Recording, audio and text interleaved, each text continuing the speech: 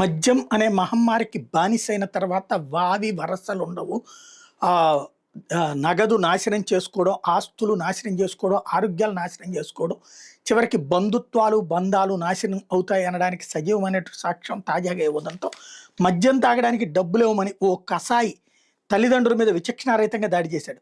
కన్నతండ్రిని కిరాతకంగా కొట్టి చంపాడు. గుంటూరు జిల్లాలో జరిగింది ఇది. రెడ్డిపాలెం మదర్ తెరిస్సా కాలనీలో జరిగింది. శేషుబాబు అనేటటువంటి 63 ఏళ్ల వయసు ఉన్నటువంటి ఆయన, అన్నపూర్ణకి 2 కొడుకులు, 3 కుమార్తెలు.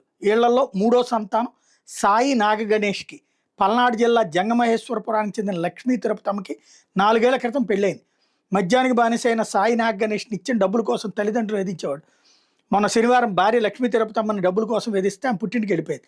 దీంతో రాత్రి 10 గంటలకు ఇంటికి వచ్చిన గణేష్ డబ్బులు ఇవ్వాలని తల్లి అన్నపూర్ణని కొట్టడంతో ఆమె శేషుబాబు భర్త, ఆమెతో పాటు భర్త కూడా శేషుబాబు వెళ్ళి పక్కన ఉన్నటువంటి కమాల్ బి ఇంటికి వెళ్ళి అక్కడ తలదాచుకున్నారు.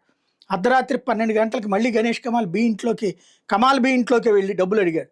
తన దగ్గర లేవని చెప్పడంతో ఆమెను కొట్టాడు. దీంతో తండ్రి శేషుబాబు అడ్డొస్తే అతన్ని చేతులు కాళ్ళతో కొట్టడంతో కింద పడిపోయారు.